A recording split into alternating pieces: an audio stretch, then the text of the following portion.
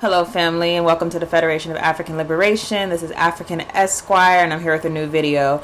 We're going to be going through a lot of things in this video, but the real principal purpose of the video is to really unveil, number one, a human rights catastrophe that's happening in the country of Cameroon, but also to unveil the French hypocrisy throughout this whole situation. We talk often about France, and the reason why is because the degree of colonial policy that's happening in African nations, West African nations that were former Francophone countries, the degree of intervention from French government, the degree of intermingling inside of those countries' affairs, the degree of control over those countries and their resources is just so despicable that the fact that most people are not aware of how severe the French influence is over these African countries, it's really, there's no excuse for that. We should be aware of this. We should not only be aware of it, we should be calling France out for their straight hypocrisy when it comes to human rights, and their hypocrisy when it comes to supporting some regimes that do horrible things and then denouncing others. So in particular, again, we're talking about Cameroon in this video. I've talked about Cameroon previously, but we're going to talk about it from a different angle. Instead of talking about it from the angle of the issues in languages, and as I said in a previous video, French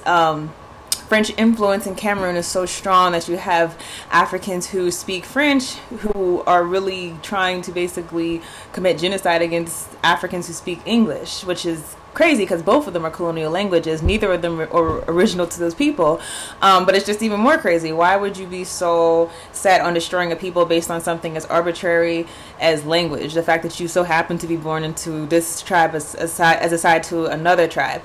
That was an issue in a previous video, but this video we're going to talk about in particular is the regime of Paul Biya, and the fact that France has continued to support this regime, and not just support them generally, but truly support him monetarily, support him with trade, support the whole security of the country, in spite of the fact that it has been reported that numerous human rights atrocities have happened at his hands. Now, the ironic thing about this, recently, there's an article that came out May 30th that from Zambia Reports that France was condemning the DR Congo leader Joseph Kabila to step down and hold elections this year by December. Now I'm going to read from this article. It says, French President Emmanuel Macron has urged the Democratic Republic of the Congo leader Joseph Kabila to step down and hold elections by December of this year. Speaking when he met with Angola President João Lourenço, I don't know if I pronounced that right, who is currently on a tour of France, Mr. Macron appealed to Mr. Kabila to honor an agreement brokered by the Catholic Church to hold elections this year. The two presidents were keen to reiterate their commitment to the Saint Sylvester Agreement in the holding of elections on December 23rd, which Joseph Kabila would not participate in, said Mr. Macron, before adding that France does not have to dictate to Mr. Kabila what he must do. Kabila's constitutional term ended in 2016, but despite him being ineligible to stand, he has not publicly stated that he won't stand, leading to fears that he may change the constitution and seek re-election. So, in this particular instance, again, in the Democratic Republic of the Congo, the president of the country has maintained power despite the fact that his election term already ended.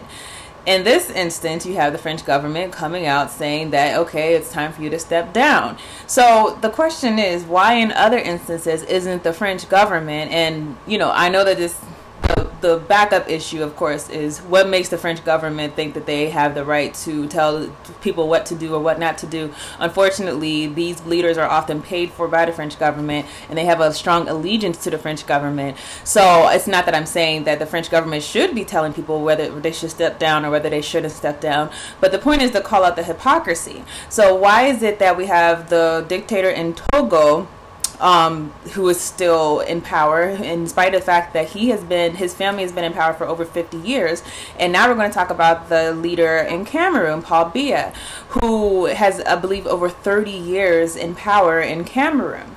Now, the horrible thing that happened recently is there was a video that came out. There was a child who was a child, 2 children and 2 women who were murdered brutally on camera. And the reason for the murder is believed to be rooted to the Cameroon government's assault on Boko Haram. Now, we know Boko Haram has done horrible things inside of Nigeria and in Cameroon, and this is a group that definitely the atrocities that they have committed, they need to be brought to justice for this. However, the execution of women who, it can be assumed, probably did not have anything to do with the actual activities of Boko Haram, and the children certainly didn't have anything to do with the activities. The execution of these women is just so atrocious, and these children is so atrocious that regardless of the horrible things that Boko Haram has done, the fact that the Cameroon government has supported these types of acts is a showing that this government is no respecter of human rights. So this is a warning before I play this video. This is the video that I'm about to play, and I'm playing it because, number one, it's very important to me that we have these things in our subconscious and just be aware of these things, and that we give it attention the same way that we would give attention if it was something that happened to in our country. So I do think the video does need to be played. However, I do understand that not everyone wants to see that, so I'm going to warn you right now that I'm about to play this video, and the video is of the soldiers, the Cameroon soldiers under the leadership of Paul Biya, who execute these 2 women and children. So I will leave in the description box a timestamp of when the video is over if you just want to skip over the video. But if you do want to watch the video and see what happened, I'm going to play it right now.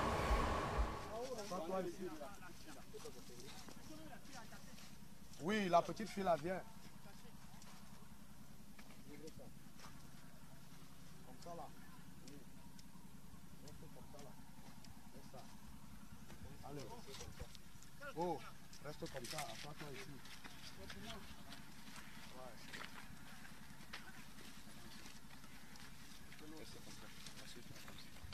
Assieds-toi. Mon petit, ça nous fait mal, mais tes parents vous ont mis dans un...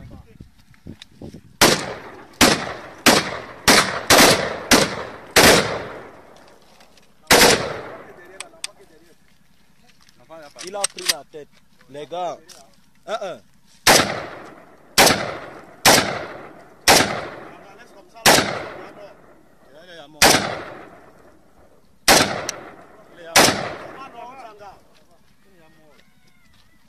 Now, there was obviously some discrepancy as far as the government on whether or not this video was actually the government who committed it, and they essentially called it fake news, using Trump's term. But Amnesty International did launch an investigation. I'm going to read a segment of their article about their investigation. So this is dated July 12, 2018. An investigation by Amnesty International experts has gathered credible evidence that it was Cameroonian soldiers depicted in a video carrying out the horrific extrajudicial executions of 2 women and 2 children. While an investigation has now been announced, the Ministry of Communication earlier dismissed the footage of the killings as fake news. Extensive analysis of the weapons, dialogue, and uniforms that feature in the video, paired with digital verification techniques and testimonies taken from the ground, all strongly suggest that the perpetrators of the executions are Cameroonian soldiers. The Cameroonian authorities' initial claim that this video is fake simply does not stand up to scrutiny. So this is obviously a horrible thing that's happened, and honestly, rest in peace to these people, the woman and the child. I am a big advocate of children, and so anytime a child is abused or killed and any type of barbaric things happening to a child, that should just move us to say something, to do something, to want to make something happen. However, as of right now, that has not moved the government, because even Paul Biya, who, again, he's being accused of being the one whose soldiers actually went out and committed these atrocities on these people, he has not said anything in regard to the killings. Although he has, however, announced that he wants to congratulate France for their win in the World Cup. So, for some reason, he cares more about that than his own people, or rather, he cares more to show face to his master, honestly, rather than to show accountability or even just show sympathy to the people who he says these are his people. Now, I want to read a little bit more about Paul Biya. This is from the Irish Times, just to kind of give you an idea of him and what he has done. So under the 36-year leadership of President Paul Biya, the nation has been accused of numerous human rights abuses, including killing unarmed protesters, torturing detainees, shutting off the internet, and locking up journalists. For most of the past few months, Biya has been present in Cameroon, a notable fact for a president who spends considerable time in a hotel in Switzerland. An investigation by Organized Crime and Corruption Reporting Project found that Biya has spent a total of 4.5 years abroad on private trips. During 2006 and 2009, he spent a third of his time out of the country. The Corruption Reporting Project estimated that Biya has spent, and keep in mind the immense poverty that people in Cameroon are going through, Biya has spent $182 million of public money on his private travel. Nearly half of the nation's population lives below the poverty line. That Biya can spend so much time abroad with few implications at home demonstrates his grasp on power. And you know what? It demonstrates that, but it certainly demonstrates that why a recent development came out, why he wants to continue to be president. Because it was announced recently that he intends, despite the fact he's already ruled Cameroon for 36 years, he intends on running for another term. And his opposition is obviously crushed because anyone who wants to run against him or wants to become opposition, these people are basically leaving themselves open to violence. So the opposition is not really showing. And not only that, there's considerable concern about the people if they would be able to vote, even if they wanted to vote against him, because the question is, are these people going to be susceptible to violence if they do want to vote on that day? And so there's considerable concern about the fact that this president, who has committed mass actions of human rights abuses against his own people, and let's just let that soak in for a second. This is not supposed to be, hypothetically, it's not supposed to be a dictator, it's not supposed to be an emperor. This is supposed to be a democratic republic. So the same way that the idea, and Thomas Hobbes, the idea of the social contract is that the president is supposed to serve the will of the people and not serve himself. And it's not supposed to be that the people are afraid of the president. If anything, the president would be afraid of the people. I think that actually might be John Locke. I think I said Thomas Hobbes. But the president is susceptible to the people, and that is the social contract that we have.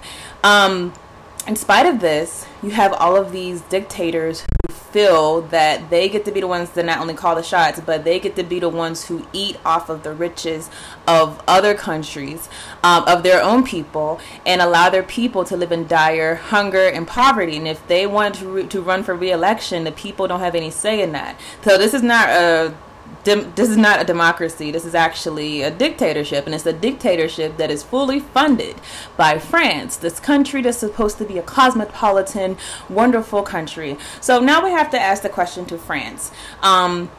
This video shows a child and 2 children and 2 women being executed in a horrendous way. You are supposed to be a human rights proponent. What is this relationship with your former colonies that you feel like you have you feel like you can stand up and say we fight for human rights in one setting, but in another setting you can totally back people who actually are committing horrible acts against humanity? And I think a lot of that answer really can be found in the psychology of French colonialism. I touched on this in the previous video about Cameroon, the difference between French colonialism and British colonialism, just picking 2 out of the many colonialisms that have happened. But the difference is, psychologically psychologically, is that the French really feel that those people are their people, but they're not going to allow them to partake in any of the benefits that they take, but they will allow them to call themselves French, to allow them to think that they're French, and they'll allow them to identify as French, but they better not try to come to France with that. So I'm going to play another video. I don't know if you have seen this. Trevor Noah, from the Daily Show, he got a really interesting letter from the I think it was like a ambassador from France, who sent him a letter because the guy was so offended that Trevor Noah made a comment, a joke really, saying that Africa won the World Cup because, again, the French World Cup team was predominantly African. Therefore, he put this statement out as a joke, but the French ambassador took this so seriously, was so offended that he would say this, that he wrote this really long memo to the Daily Show, to Trevor Noah. And Trevor Noah did respond, and you should watch the whole video, but I'm just going to show you a clip of the video right here. France won the World Cup. And so on the show, we celebrated that, and I had this joke where I said Africa won the World Cup. Right? Yeah. And I was shocked at how angry a lot of French people got. Like, genuinely, a lot of French people were angry, and they were like, "Oh, Trevor, how can you say this? Why will you say these things? And, you know, this is horrible." And I was like, okay, I get it. Like, not everyone likes every joke that you tell, and I get that. But this was interesting. I got a letter from the ambassador of France, and I'll read it to you. It was about that joke, and he says, I'll try to read it how I hope he wrote it, which was, he says, "Sir, I watched with great attention your July 17th show when you spoke of the victory of the French team at the 2018 FIFA World Cup Russia final, which took place last Sunday. I heard your words about an African victory. Nothing could be less true." Now, first of all, I think it could have been less. I could have said they were Scandinavian. That would have been less true. That would have been less true. He says, "As many of the players have already stated themselves, their parents may have come from another country, but the great majority of them, all but 2 out of 23, were born in France. They were educated in France. They learned to play soccer in France. They are French citizens. They are proud of their country, France. The rich and various backgrounds of these players is a reflection of France's diversity. France is indeed," now that line there was interesting, "the rich and various backgrounds of these players is a reflection of France's diversity." Now, I'm not trying to be an asshole, but I think it's more a reflection of France's colonialism.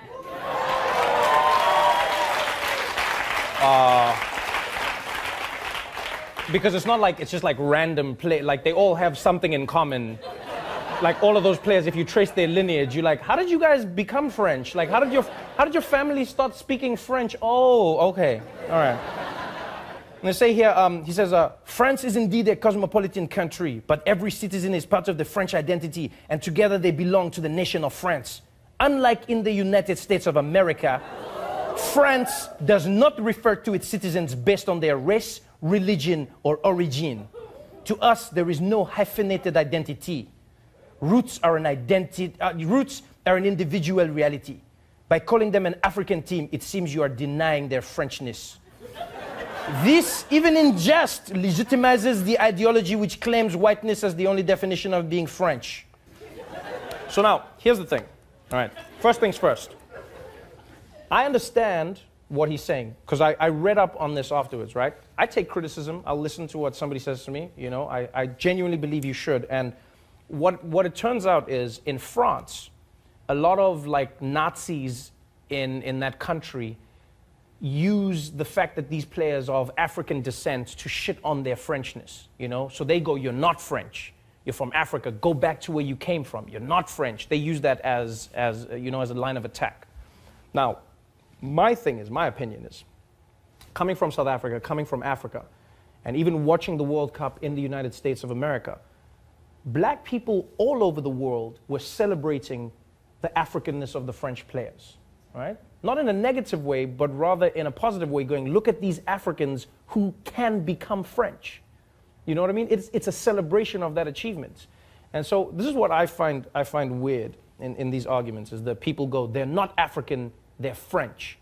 Then I'm like, why can't they be both? I do want to briefly add, I do disagree with one of the things that Trevor said when he said that people around the diaspora or African people everywhere, we were celebrating the people winning the World Cup, the French winning the World Cup, because we were also celebrating the accomplishment of becoming French. And my response to that is becoming French is not an accomplishment. Becoming French, if anything, you're being integrated into a system that's also exploiting your country. That's not an accomplishment. That's just a necessity for some people who are trying to escape from some of the things that are going on in their country. But the ultimate accomplishment would be being able to stay in your own country and develop that country, although this is not tangible for some people because the countries are being ran by countries like France and being extorted by these countries and not able to fully develop themselves. So I did just want to say that I did not agree with that statement. However, his overall feeling, it's very true that French people, this is what has been ingrained in them as far as the colonial relationship, because unlike other colonies, France, they wanted their colonial subjects to take on the French identity, and so you would no longer be Cameroonian. You're really French. You're not of a tribe. You are French. You were going to speak French in your public education. You were going to learn French history, and you can be called French. This is a psychological warfare, I believe, in order to subjugate the people of the former of the Francophone speaking countries, in order to them to think that their interests lie in the interest of their oppressor, which might be why so many people were celebrating France winning the World Cup, knowing that that does nothing for them or does nothing for their liberation, because it's just your oppressor winning something, and the oppressor winning does not have anything to do with you winning. However, psychological warfare would have you thinking that, hey, they won, therefore we won. Now, let's talk a little bit about the relationship between Cameroon and France. So I'm going to read from another article, and this article, it was actually a WordPress article, but I will leave the link to that in the description box. It says, Cameroon has a complex relationship with France. Cameroon is France's largest recipient of foreign assistance and one of the biggest trading partners in sub-Saharan Africa, with French companies maintaining a strong presence in the Cameroonian economy. France also has a robust military-to-military relations with and people-to-people ties. Cameroon is France's fifth largest commercial partner in sub-Saharan Africa. France is Cameroon's #1 trading partner. French exports totaled 575 million euros in 2008, and making it about 30% of total Cameroon imports. Cameroonian exports to France totaled 370 million euros. And one French embassy source estimated that about 200 French companies and 160 subsidiaries in Cameroon exist today. Now, the article towards the end says something very interesting. They said there is an underlying awkwardness in the French-Cameroonian relationship. When asked about the relationship, many French contacts are visibly uncomfortable. France is seen to have a significant influence over the Biya regime. Many Cameroonians believe that the French forced out former President Ahidjo and threatened Biya when he was seen as too independent in the early 1980s, which was also done in Togo and really also done in Burkina Faso. France is criticized for not using its influence to further democracy or improve economic management. Now, why am I saying all this about France?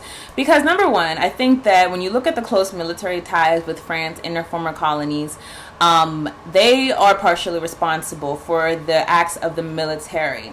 Not only that, when you look at these dictators, and this is, numerous dictators in these former Francophone countries who are clinching onto power. There's a reason why they're clinching onto power, and it's not because they love the people, obviously. Not when you're up there killing the people and oppressing the people. The reason why is because you have a certain friend who's going to give you things if you continue to be president of that country. As it said, the president in the president of Cameroon, he doesn't even really live in Cameroon. He lives in Switzerland. So clearly he's not interested in Cameroonian affairs. The only possible reason why he would want to even be and run for another term of presidency is because the Cameroonian president wants to maintain his economic exploitives of the country.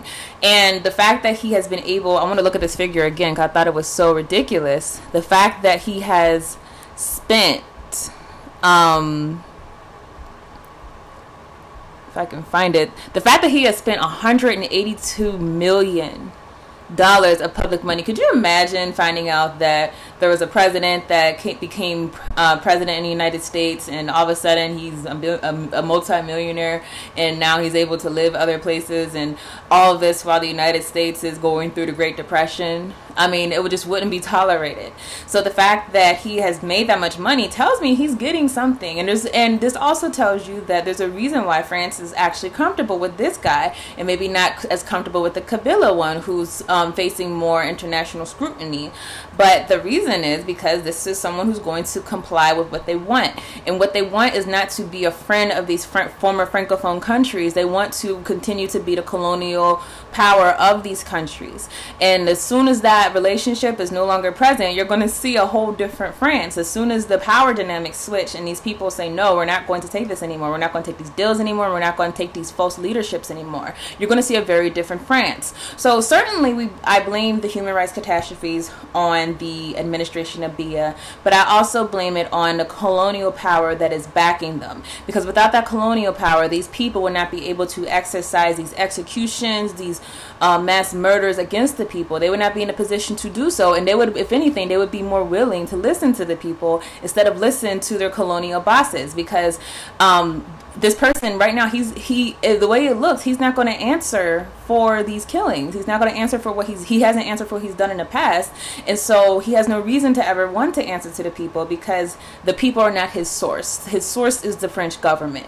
So I just want to call on people to continue to call out France for their hypocrisy. They're not the only colonists, and they're certainly not the biggest colonists, but they're the most destructive, I think, as far as how aggressive they are, and they're definitely the most hungry as far as they're trying to cling on to Africa as much as they can and suck out of it as much as they can, whether it's military military deals or contracts or trade, faulty trade relationships. They're trying to cling on whatever they can cling on in order to maintain the power in that region. So it is absolutely imperative for us to continue to call out France and continue to call out the fact that other African countries have not come out against these type of regimes. If anything, I personally don't believe hardly anyone, especially now that Mugabe is out of Zimbabwe, hardly any heads of African states are really truly independent. I think that when you have neocolonialism, it's meant to look as if there's independence, but in reality they're being directed by colonial bosses. At the same time, if you have any shred of human compassion and you see that video, if you think about all of the African leaders that came out whenever France had a couple of people who were killed in a shooting, I think it was of the newspaper, or when there was a mass killings inside of France. All of these people come out. They come and they say, we're going to march with you, France, we're going to walk with you. But whenever your own people are up there suffering, you don't have anything to say. Whenever your own people are dying, you don't want to go to the UN Commission of Human Rights, as you have a right to do, and petition them to do an investigation of these acts. And not only should they be petitioning the investigation of Paul Biya and FAR and Kabila, they should not only be questioning them, but there needs to be a serious investigation of the French ties to these regimes, because this is where the corruption is. There really needs to be someone who's looking at what is it that is happening, that the people of these countries are not in control of their own economies, they're not in control of their own political sovereignty, they're not in control of their own well-being. There has to be a complete investigation, because this is ridiculous that this is allowed to happen. And I want to also investigate why are the newspapers not talking about this? Why is everyone just so laissez-faire about this? To me, people talk about, when Fidel Castro was here, he was condemned widely. You have people condemning Kim Jong-un.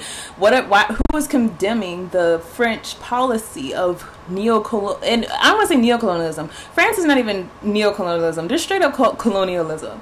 At least, you know, these other powers have the ability to pretend that they're not being colonists. But France is, when you're straight up telling people, okay, you step down, no, you're fine. Okay, y'all work this out. And then you're straight up telling, okay, we'll put our military here, but don't put them here. And you're straight up telling them, oh, make sure you give us 65% of your reserves for our, that's going to go into our accounts. And then if you want access to your money, you need to submit us a report in order for us to give you permission to withdraw your money. That's not even neocolonialism. That's just colonialism.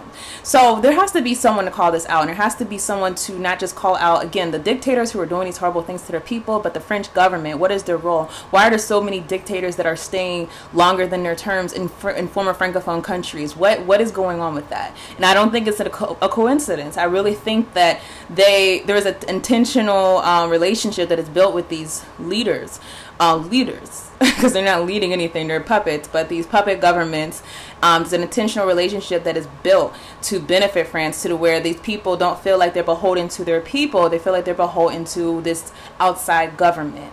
So I just call on people to continue to raise awareness about this, continue to write petitions, continue to join and support the people who might not be able to speak out for these things. We're able to speak out if, depending on where you are in the diaspora.